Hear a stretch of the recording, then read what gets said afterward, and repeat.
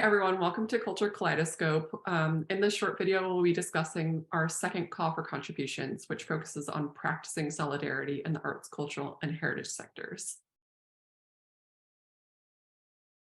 Culture Kaleidoscope is an interdisciplinary, open access, inclusive publishing platform that publishes research and reflections on socially engaged practice in the arts, cultural, and heritage sectors worldwide.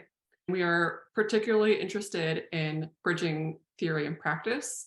So we would love to hear from researchers who are investigating socially engaged practice and solidarity, but we are also really interested in hearing from people who are working or volunteering on the ground, for example. We have two of our guest editors here with us today to help us introduce the theme. So this is Alina Karim from the Department of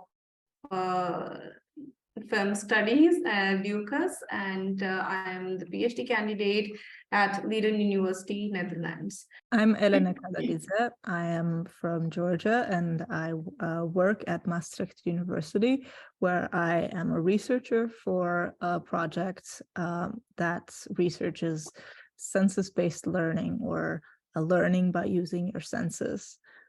And my interest is specifically in this type of learning in cultural organizations.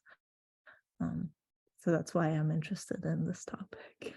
We're really excited to have you both here with us today. We have three more guest editors.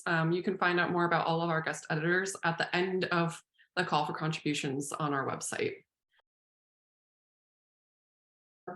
So when it comes to talking about solidarity, it is about supporting people. It is about giving voice to people or communities or sectors or networks, and it's about mutual support.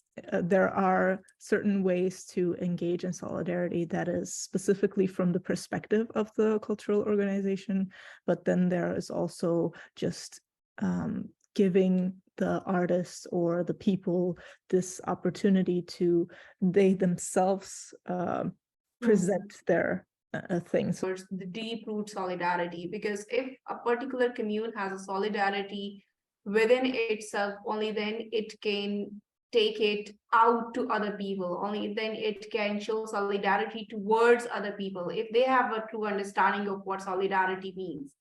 In French, there's this word solidaire, where you are practicing or doing or being in solidarity, but in English, we don't have that kind of verb.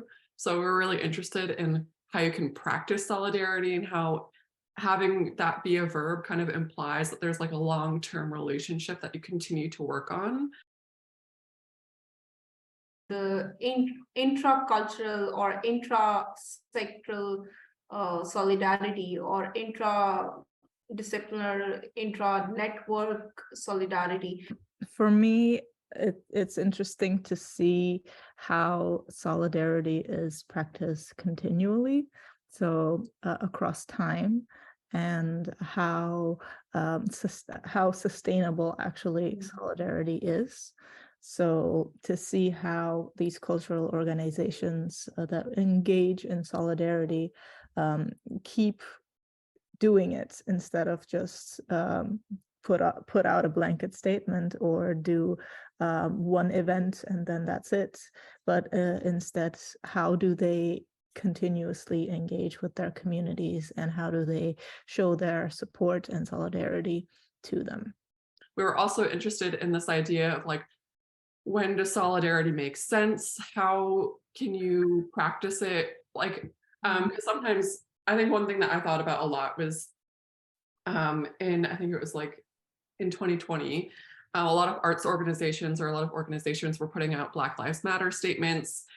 And is it enough to put out a statement? Yes. When do you like actually need to attach some kind of action to it? When is it inappropriate for someone to put out a statement like that? When is it harmful to put out a statement like that?